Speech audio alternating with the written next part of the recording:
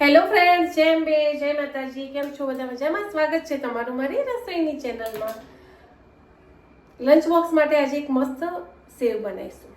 ચણાનો લોટ તો છે જ, સાદી બનાવો એના જોડે એના કરતાં થોડું ટ્વિસ્ટ આલીને બનાવીએ, થોડી હેલ્ધી બનાવીએ, સાથે સાથે ટેસ્ટનું બી ધ્યાન રાખીશું. દૂધી પડી હતી મારી જોડે થોડી, તો મને એમ થયું કે દહીં, દૂધી અને ચણાના લોટની સેવ બનાવીએ અજમાવાળી, તો કેવી રહે. ચલો રેસીપી સ્ટાર્ટ કરીએ. ચલો તો પહેલાં દૂધીને સમારી અને એનો પલ્પ કરી લઈએ. એમાં એડ કરીશું લીલા મરચાં. તમને જેટલી તીખાશ જોઈતી હોય ને એટલે લીલા મરચાં એડ કરી દેવાના. થોડી ચકેડી પીસી અને છાશ કે દહીં તમારી જોડે જે હોય. મેં દહીં થોડું ચાટું પડ્યું હતું એ લઈ લીધું છે. જે રીતે સેવ બનાવી હોય એ રીતે લોટ લઈ લઈશું. હું લગભગ મોટી 2 વાટકી જેટલો લોટ લઈ લઈશ. દૂધી જે રીતે તમને ટેસ્ટમાં ભાવતી હોય એ રીતે. દૂધીનો જો કે પ્રોપર ફ્રેન્ડ કોઈ ટેસ્ટ હોતો નથી, એટલે આપણે અંદર દહીં એડ કર્યું છે. પણ તો હેલ્ધી વસ્તુ થોડીક થાય. છોકરાઓ જો ના ખાતા હોય એને કંઈક ખવડાવવું હોય તો તમે આ રીતે વસ્તુ ખવડાવી શકો છો. આમ બી દૂધીનું નામ આપણે ને એટલે છોકરાઓ મોઢું બગડી જતું હોય છે, એટલે થોડું આપણે ધ્યાન રાખી શકીએ. તો આ રીતે લોટ બી ચાળી લઈશ ને પછી દૂધીનો પલ્પ બી હું આમાં ચાળી લઈશ. પછી આપણે બીજા મસાલા કરીએ. જો મસ્ત પલ્પ થઈ ગયો છે. મેં દહીં બી એડ કર્યું હતું. જે રીતે જોઈએ એ રીતે આપણે લઈ લઈશું. કોઈ બીજું અંદર પાણી કે રેડવાની જરૂર નહીં પડે. એ જ પલ્પમાં આપણે લોટ બંધાઈ જશે. બધો પલ્પ ચડાઈ જશે. દૂધી ફ્રેન્ડ તમને ખબર હશે થોડી વાર પડી રહે ને તો બી કાળી પડી જાય. અને આપણે ખાલી લેવા ખાતર દૂધી નથી લીધી ફ્રેન્ડ, પ્રોપર દૂધી લીધી છે. તમને મજા આવશે. હવે આપણે અંદર મસાલા કરી દઈએ. હળદર, તીખા જો મરચાં ઓછા હોય તીખા તો થોડું મરચું એડ કરી દેવાનું. 1 પીસ જેટલો ગરમ મસાલો. ના નાખવો તો ઓપ્શન છે, જરૂરી નથી. અજમો સારો એવો. હિંગ એડ કરીશું ફ્રેન્ડ, 1/2 ચમચી જેટલી.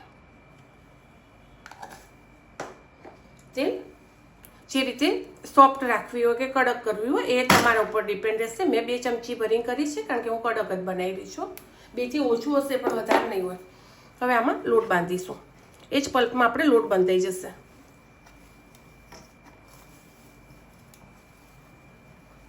જરૂર પડે પલ્પ વધારો તો થોડો લોટ એડ કરી દેવાનો, જે રીતે આપણે જરૂર હોય એ રીતે. અને વધારે પડતી કડક કરવી હોય તો લોટ કડક રાખવાનો, અને સોફ્ટ કરવી હોય તો લોટ મસ્ત એકદમ ઢીલો રાખવાનો છે ને. મસ્ત લોટ બંધાઈ ગયો છે. થોડી વધારે પડતી ક્રિસ્પી કરવી હોય તો 1 ચમચી જેટલો આરા લોટ કોર્નફ્લાવર એડ કરી દેવાનો, મજા આવશે. વધારે દિવસ પડી રાખવી હોય તો. આપણે તો વધારે દિવસ પડી રાખવાની કોઈ જરૂર છે નહીં. ચલો, તમને ખબર છે કે આપણે એક વસ્તુ ભૂલી ગયા છીએ. એના વગર તો આપણી બધી મહેનત માથે પડે. મીઠું લઈ લઈશું. ચલો ફ્રેન્ડ, મીઠું એડ કરી લીધું છે. એકદમ સોફ્ટ સેવ બનશે. અને જો કડક કરવી હોય તો મેં કીધું એ રીતે તમારે થોડું બેસન કે ચણા લોટ એડ કરી લેવાનો. સંચો બગડે ના એ રીતે આપણે ભરી લઈશું સાચવીને. તમારે ક્વોન્ટિટી વધારે બનાવી તો બનાવી લેવાની. મેં માપની જ બનાવી છે ફ્રેન્ડ. જો ઢીલો લોટ છે ને, દેખાય છે ને તમને? બહુ મહેનત બિલકુલ નહીં કરવી પડે અને મસ્ત સેવ બનીને તૈયાર થશે. પણ ફીણ ફીણ રહેશે. તેલ મારું પ્યોર ઘાણીનું છે એટલા માટે બેસે, એટલે હું તમને બતાવું. આ એવું નથી કે મેં સેવ નાખી એટલે, આમ બી આ તેલમાં ફીણ થાય જ છે. પ્યોર છે ને એટલે જો બેસવા લાગે ને ફીણ મારે આ તેલના થાય જ છે. દેખાય? આમાં કલર તમારે દૂધીનો મતલબ ગ્રીન કલર લાઇટ હોય થોડો એ નાખવો હોય તો કલર એડ કરવો પડશે. બાકી કલરમાં તમને કોઈ ડિફરન્ટ નહીં લાગે. ટેસ્ટ કરશો ત્યારે ખબર પડશે કે કંઈક નવી સેવ બનાવી છે.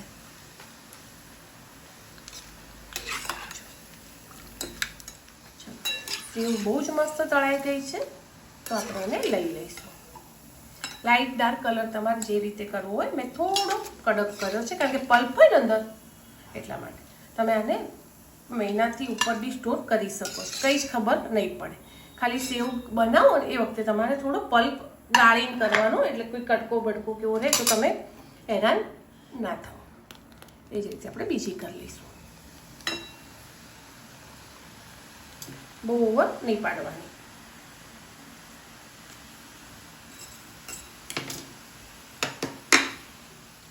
ખાશો ને ત્યારે તમને કોઈક આઈડિયા આવશે કે ભાઈ આપણી સેવ કંઈક આ વખતે થોડીક ટેસ્ટમાં અલગ બની. છોકરાઓને તો નહીં જ ખબર પડે.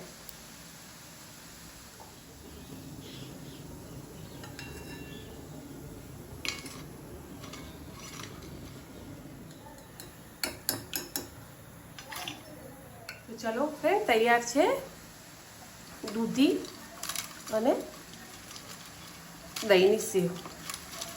બતાવું તમને હું. દેખાય છે?